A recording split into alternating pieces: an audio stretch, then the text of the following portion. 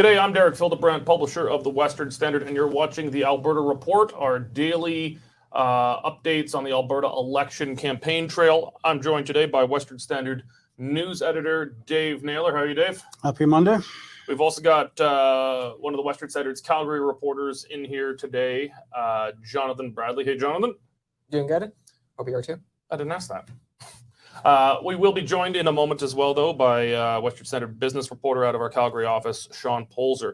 We're going to be talking about a third NDP candidate in the election here who's now been exposed with explicit communist or Communist Party links. We're going to talk about the latest polls. They're finally starting to conflict with one another. They've all been kind of grouped up, saying more or less the same thing. Now they're starting to show slightly different things. As well as an NDP candidate in the Calgary area compared Alberta's oil to slavery and said that Albertans are a bunch of oil-entitled rednecks. I actually agree. I didn't know that was a pejorative thing. So yeah, sure, of course. Of course we are. What's his point? Yeah, I didn't know that was an insult. Before we get going, though, I just want to thank my favorite sponsor, the Canadian Shooting Sports Association. I've been a member of the CSSA for over a decade, trusting them to defend my rights as a firearms owner as Canada's leading firearms rights organization. If you're not yet a member, go to cssa-cila.org or Google them like I do and click on membership and join today. It's absolutely crucial for gun owners to band together to defend their rights to possess firearms in Canada. Okay. We're going to start with you, Jonathan. Yes. This was actually your exclusive story. We've had two NDP candidates so far that you've managed to find evidence, photographic and otherwise, of links to communism or communist parties, Yes. Rod Loyola, and another candidate so far. But you have a third one Yes. that you came out with just this weekend. Yes. So this candidate is Gurinder Brar. He's running in Calgary Northeast. And the evidence I was provided to show that he had connections to communism was some of his Facebook posts that he made. So he made one Facebook post in 2016 sharing a post honoring former Chinese President Mao Zedong, who was involved with the Cultural Revolution. And Mao was involved with it, led the Cultural Revolution. Led the Cultural Revolution. Some involvement. Which we should mention had a death toll that in the minimum estimates has several tens of millions Yes. of murdered Chinese people. So the first post was a quote from Mao talking about armed revolution, and Gurinder Brar shared it with the caption, "For those who say armed war isn't the solution, read carefully." The second post that he shared about was pro-communism was he shared a meme juxtaposing Santa Claus and Karl Marx and was joking about Santa Marx and how Santa Marx is going to take all of the children's toys and redistribute them equally. Mm-hmm. And then the third post was another quote from Mao talking about who are people's friends, who are people's enemies. This is the first question that you need to think about before you engage in a revolution. This was another Mao quote. Yes. Yeah. I'm not sure. I think a lot of people don't know really what the Cultural Revolution was, but yes. Yeah, by even the most conservative estimates, Mao Zedong, communist dictator of China, has at least quite a few holocausts to his name of murdered people under his rule. Has the NDP issued any kind of statement, retraction, apology for one of their candidates promoting things from the individual who probably has killed more people than anyone else in human history? Yeah, easily outdoing Hitler and probably easily outdoing even Stalin and Genghis Khan. Nothing. I haven't seen anything from the NDP, haven't seen anything from the candidate. When I contacted the candidate, actually, I decided to phone the campaign office, and all that I got was one of his campaign volunteers saying, "Oh, okay, I'll send him a text right now, and we'll see if he gets back to you." And that's it. Has the NDP issued any kind of statement distancing themselves from Mao? Absolutely nothing. Dave, I feel like we have this conversation every day on Alberta Report. It's like a pattern is developing, isn't it? You know, when you find one red under the bed, and there's two reds under the bed, and three reds under the bed. Hey, and the little one said, I don't know what the little one said. I can only just wonder if there might be more. I mean, we've discovered three. Who knows how many are underneath there? Dave, have you seen a peep anywhere in the government-funded and legacy media about now the third communist candidate No, identified? it continues radio silence, and I wouldn't expect them to touch it at all. I feel like we're having this conversation almost every day Stereo. for the last few days. So I'm kind of running out of ways to phrase this to you, but why the hell is this not news? I mean, if a UCP candidate was discovered with even the vaguest, most tangential sympathy towards Nazism, this would be front page news, probably be national news. He'd be fired as a candidate and the party probably doomed on election day. But here we can't get so much as a footnote from a single one of the government-funded media in Alberta. And I feel like that wouldn't have happened even 4 years ago. They were bad 4 years ago, but I feel like something's changed. Why the hell is it just zero? Like, this is clearly relevant news. Well, you've got to consider the source, Derek. It's us. And the mainstream media does not like us. They don't like us in any way, shape, or form because we're coming in and we're mowing their lawn. And we're getting all the good election exclusives that they're not. So if they were to follow one of our stories, it would mean they'd have to acknowledge our existence. Yeah. And they don't want to do that. Plus the fact that the legacy media is mainly a supporter of Rachel Notley and the NDP, and that's the main reason you're not seeing anything in it. So, Jonathan, this is now the third communist or Yes. communist-linked NDP candidate running in this election that you found. Tell us quickly about the other two that you've unearthed. So the first one was Rod Loyola, who's running in Edmonton Ellerslie, and he was discovered to have marched with the Communist Party of Canada Edmonton Club in a parade. I was provided with a photo indicating it was him. He's clearly at the front of the pack. He's wearing a black hat, black jacket, and black track pants. And what's interesting is Rod Loyola. Track pants. That means he's Russian. Everyone knows Russians love wearing track pants. And what's interesting, though, is that there's no timestamp on when the photo was. I was unable to find out when it was, but based on some of Rod Loyola's actions, it is credible. And in the photo, you can clearly see that it is him walking in the parade. And the other... Well, there had previously been video of him praising Hugo, having kind of a weird secular seance and prayer for Hugo Chavez after he had passed away, the communist dictator of Venezuela. So we already knew he was kind of in there. And he had performed as a pro-communism rapper in 2007 with songs honoring communist leaders such as Che Guevara and Fidel Castro. That was a new thing that you dug about, right? No, Rapping? that was from the last election, 2019. Oh, okay. Yeah. All right, and then and who is behind Communist Door Number 2? Communist Door Number 2 is Diana Baden, who's the NDP candidate in Calgary, Acadia, and she retweeted a post from a pro-communism account, which was called Vote Communism May 4th. And next to the name, there were hammer and sickle symbols. So with that, she retweeted a pro-communism post honoring American hacker Aaron Swartz, who had broke into MIT's information system to attempt to steal articles from JSTOR, which is a scholarly database. And the post was basically honoring him and his work. You know, normally we'd have a big, long conversation about this, but it's just kind of the third communist in as many, at least, business days as we've had here. And just absolutely zero pickup from legacy media. Nothing. I mean, there have been times when we've done stories where the mainstream media does end up picking it up. But like over there, acknowledge like, oh, Western Standard broke this, or a Western Standard reporter, asked this question and it led to this. But radio silence on this. I mean, I haven't seen that many Oppo stories done on candidates really, except for Kevin Mentigam, who we're going to talk about later. Yeah. Okay. Thank you, Jonathan. Yeah. All right. Well, we've had a fair number of polls come out so far, and until extremely recently, they've all been more or less saying the same thing. They've been off by a few points, but they've always showed a narrow UCP lead. So, losing seats, but still retaining a majority government, probably a fairly narrow one. But now we've got some conflicting ones. So we had Abacus data come out. That's most of these polling firms are Eastern based, but that doesn't mean they're not necessarily good. Abacus data came out, and it was the first during the campaign so far that showed an NDP lead. Not a big one, but an NDP lead. Actually, it is a big one. 7%. It's, Uh, it's 7%? 8%. They got the NDP up 7 points to 43, and the UCP down 1 to 35. Okay, I stand corrected. And so that's a huge swing. That's huge. That's almost a 10-point swing, because if they're 7 ahead and they were behind before, that's almost a 10-point swing. Entirely possible. It's correct. The Smith and UCP campaign have taken some battering as of late. Old quotes from Smith being resurfaced, fairly or unfairly, having her say she's going to sell all the hospitals and that the unvaccinated are, sorry, the vaccinated people are Nazis.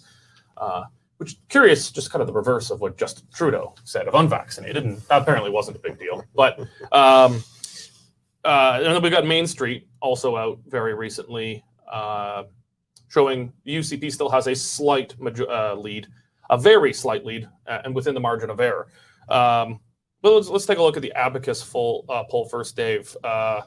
Big takeaways, obviously, NDP in the lead, but also leading in Calgary. Yes. To me, it is such a swing, it defies credibility.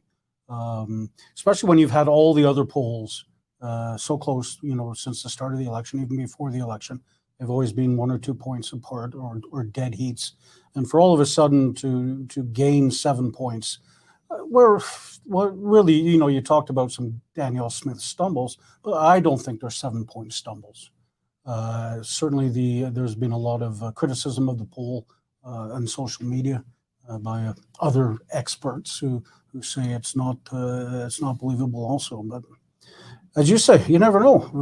It's just a snapshot in time. It was a fairly small sample size. Generally, for an Alberta poll, if it's less than 1,000 people, less than 1,000 completed surveys, that's pretty small. I think this one was in the 800 range. I think so. Yeah, so that's pretty small. Abacus is more in the business of doing national polls, and so your provincial sample sizes are a bit smaller. So 800 is pretty small for it. 1,000 is where I think you start to get relatively credible. And do we know how much what the sample size of the Main Street poll was? To be honest, I don't. I thought it was about 1,500. 1,500? Yeah, probably that twice. rings a bell. So yeah, the Main Street still has UCP in a slight lead. Sean, the polls with it's entirely possible the NDP does have a big lead or reasonably big-ish lead, as Abacus is saying, but generally there's a trend to get there. It doesn't flip overnight. Even if you have a big debate where one side crushes the other, you'll see some overnight quick movement, but to get all the way from being behind to a 7-point lead, it takes a few days to get there, and we just hadn't seen this. I don't know. Your take on the Abacus poll? One of the questions that came up to me was the methodology. And because we've got a bit of a demographic divide in this province as well. The UCP voters tend to be maybe a little older and more established. Younger ones, they don't have landlines. They're going off cell phones. They're filling out web survey forms.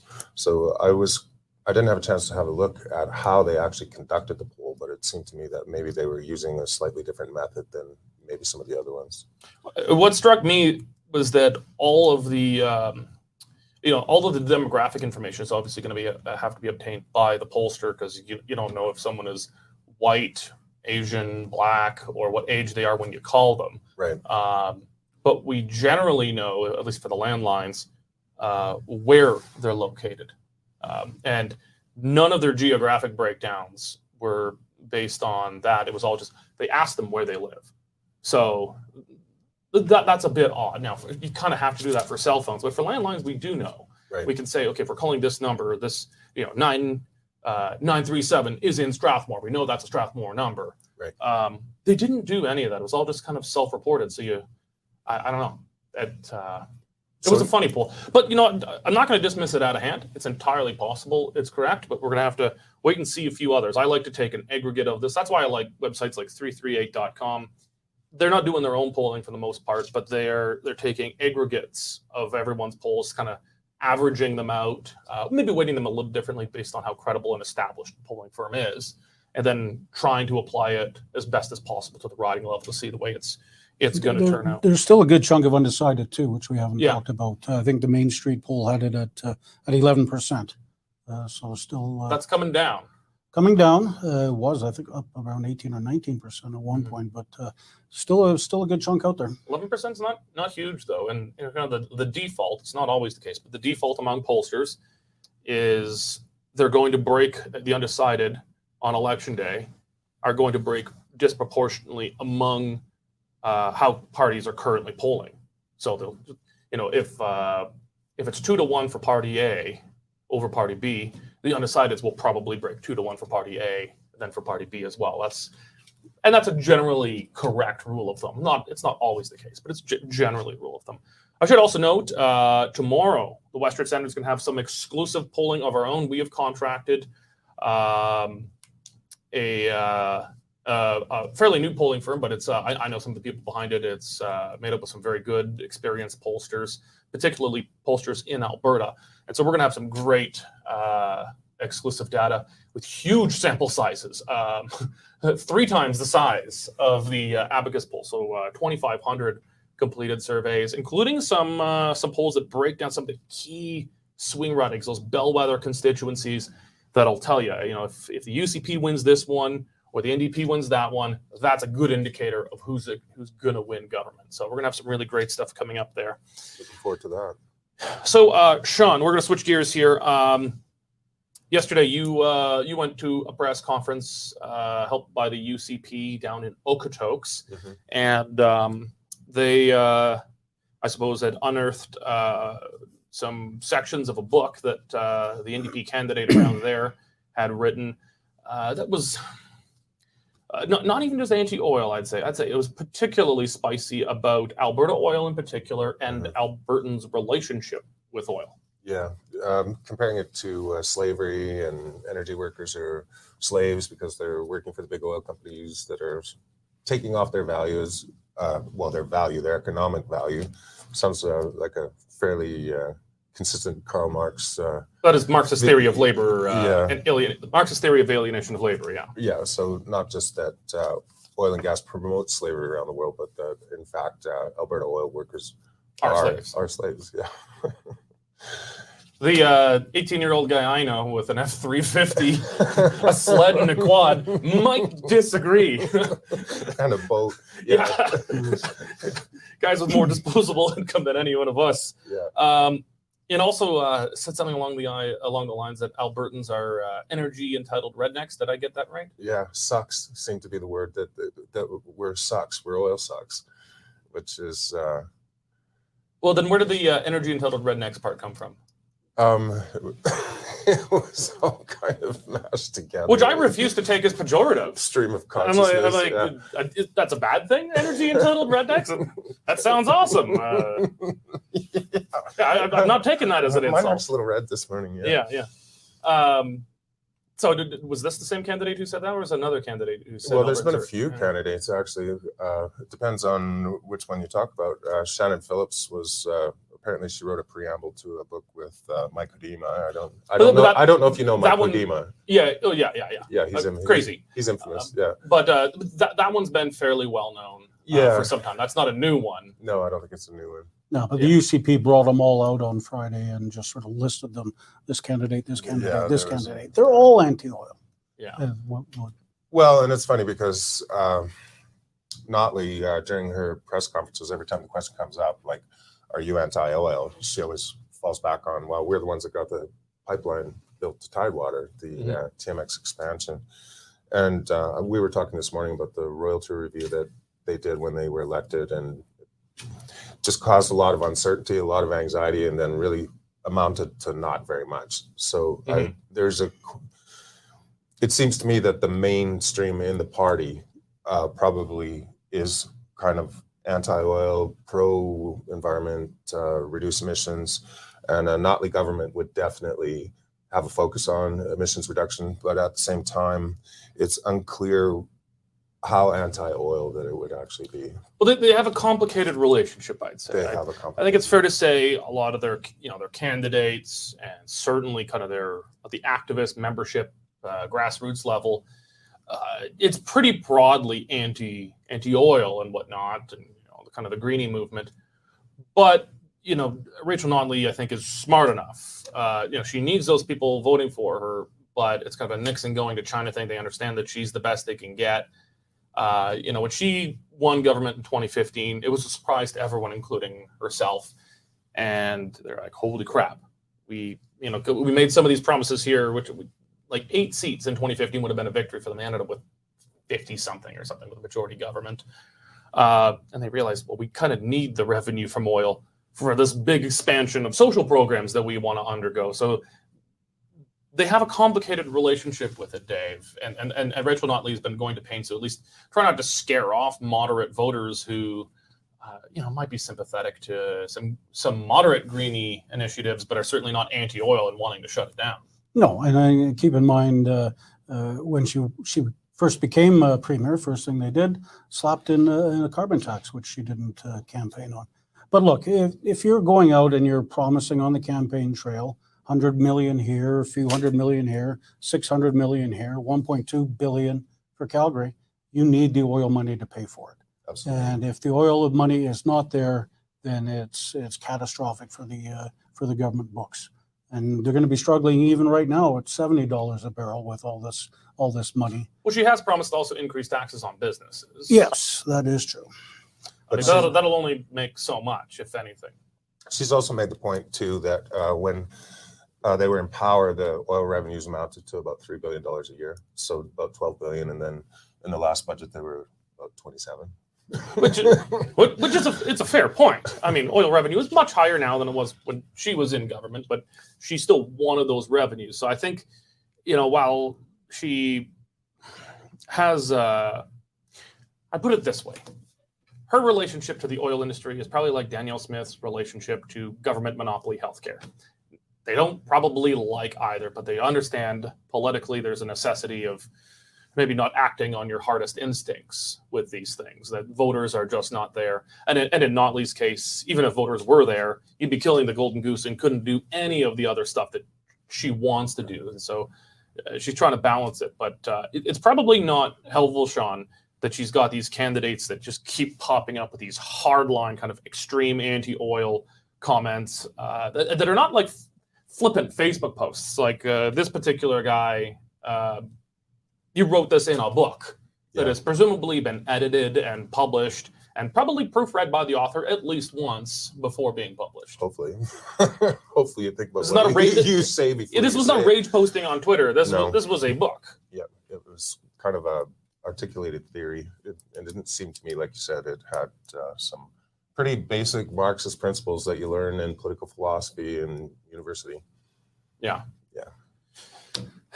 Well, we won't consider that communist number 4, but definitely borrowing on You Marx's... do see the link, though, eh? It is clearly using Marxist theory of alienation of labor. And for the kids at home who don't know what that is, don't read it. It'll make you dumber. Okay. Gentlemen, thank you very much for joining. And thank all of you for joining the Alberta Report today. We're going to be back again tomorrow with updates and, as promised, with exclusive polling done for the Western Standard. We'll see you tomorrow. Thank you very much for joining us, and God bless. The current Lethbridge feed grain prices are as follows. Cash barley is up $2 at $4.07. Feed wheat is up $4 at $4.08. And corn is up $4 at $394 per ton. In the milling wheat markets, July Minneapolis futures gained 25.5 cents at $8.71, with local hard red spring bid for May movement at $10.30 per bushel. In the oilseeds, nearby canola futures jumped $16 at $729 per ton, with delivered values for May movement at $16.36 per bushel. In the pulse markets, nearby red lentil prices are trading at 34 cents per pound, and yellow peas remain at $11.50 per bushel. In the cattle markets, June live cattle slipped 50 cents at $163.90 per hundredweight. I'm David Lee at Marketplace Commodities. Accurate real-time marketing information and pricing options. Canadian Shooting Sports Association. Without the CSSA, our gun rights would have been taken long ago. These guys are on the front lines helping to draft smart and intelligent firearms regulations and legislation in Canada, and more importantly, educating the public about how we keep guns out of the hands of the wrong people. You become a member, it's absolutely worth every penny. You can become a Western Standard member for just $10 a month or $99 a year for unlimited access.